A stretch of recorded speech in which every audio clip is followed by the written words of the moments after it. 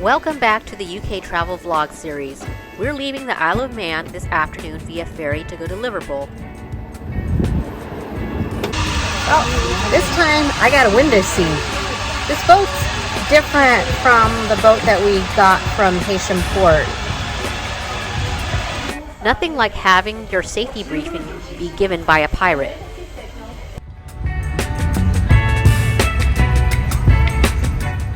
Those snacks we got from Marks & Spencer in Douglas filled us up, especially the scones with cream and jam.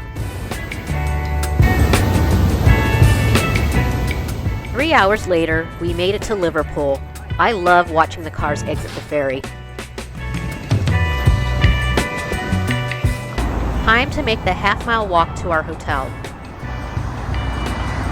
Right away, I'm feeling the groovy Yellow Submarine vibe here. Welcome to Liverpool! If you're a Beatles fan, you must stay at the Hard Day's Night Hotel. Having a portrait of John Lennon hanging over your bed. Even the placard is Beatles themed, so on this side is basically the Do Not Disturb sign. And this is the Please Service My Room side.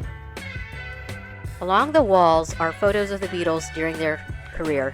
I feel like I'm being transported to the 60s. Oh look, it's a parking spot for me. I wish I had this when I was in college.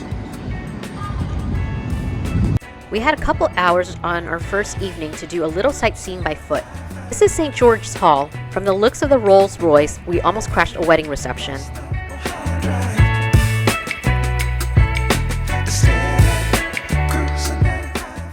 There's the Walker Art Museum.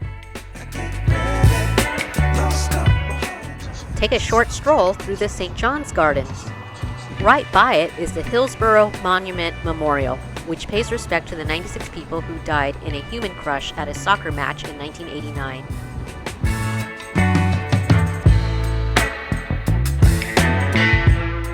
There used to be a castle on the site, but now it's the Queen Victoria Monument.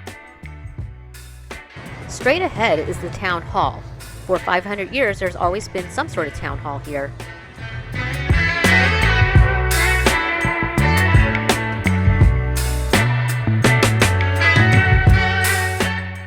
This is St. Nicholas Church, which was built in the 13th century. I forgot how old Liverpool is. Liverpool seems to be socially conscious. This is a statue of homeless Jesus on a park bench to raise awareness about homelessness. And yes, it's becoming more of a global problem. We ended our walk at the docks, where they used to repair ships here, including the ones that were used in the transatlantic slave trade. We can't ignore that part of dark history. It's our only full day in Liverpool, and we're going to do some more exploring of this rock and roll port city. Wow, look, you can even put on wigs and be one of the Beatles. Fun fact, Paul McCartney's working name for yesterday started off as scrambled eggs. He must have had a full English breakfast.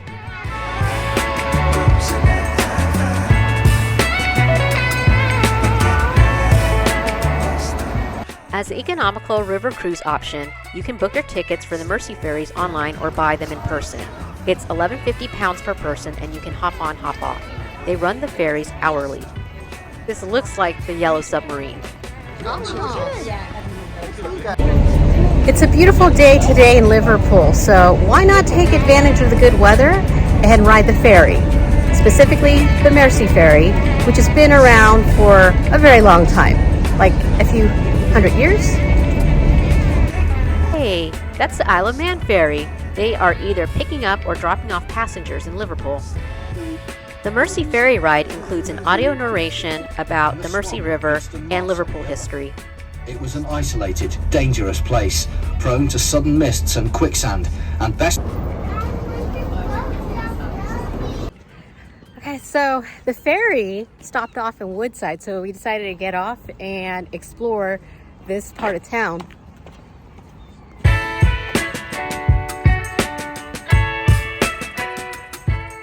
Oh wow, this is an actual working telephone booth. Actually, let me see. Oh wait, there's no dial tone. Oh, actually there is a dial tone. We didn't stay in Woodside for long, just enough to walk around and catch the next ferry back to the Liverpool side.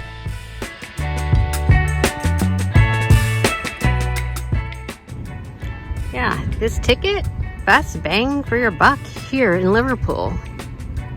There's the ferry coming into Woodside so we can go back to Liverpool.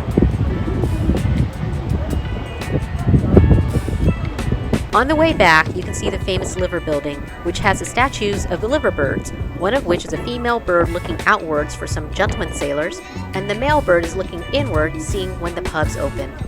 Here are the three main buildings along the port: the Liver Building, the Cavern Building, and Port of Liverpool Building. Just like the 60s, you have to brave the crowds to take a picture of the Fab Four. What used to be a dock created for commercial purposes is now a park and eatery. I guess it's still commercial.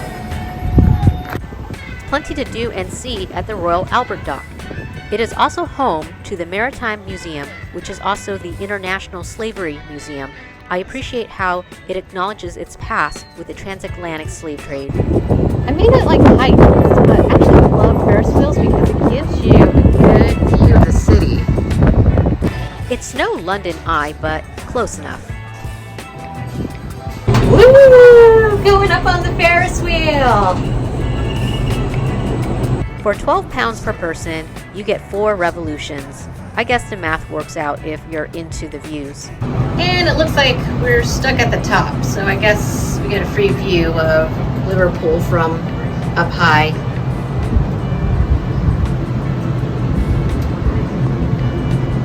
Don't worry, we weren't stuck for very long. We wanted to grab a snack before our last excursion, so we went to the Fab Four Cafe. Gee, I wonder what the theme is.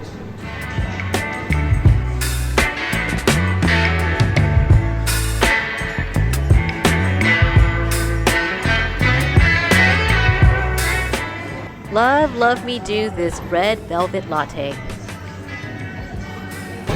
And if you're a huge Beatles fan like I am, you should take the Magical Mystery Bus Tour. It looks like the Yellow Submarine. Book your tickets online because this is the most popular tour in Liverpool.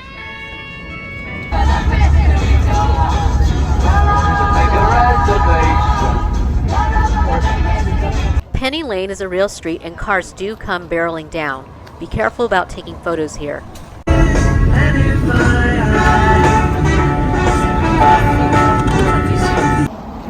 I always thought Strawberry Field was an actual field, but it's actually a charity. We passed by John Lennon's house. In 1965, John... We got off the bus and walked to the house that is most important to rock and roll history, Paul McCartney's house.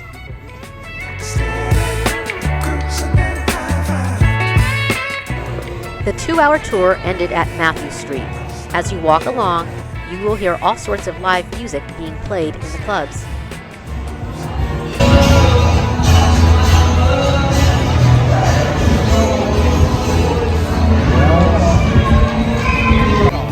We ended the day where it all started for the Beatles, the Cavern Club. It's not exactly the original Cavern Club because it's been rebuilt over the years, but they did use some of the original bricks. They have all sorts of Beatles cover musicians performing here and plenty of memorabilia. This is as close as you can get to the 60s.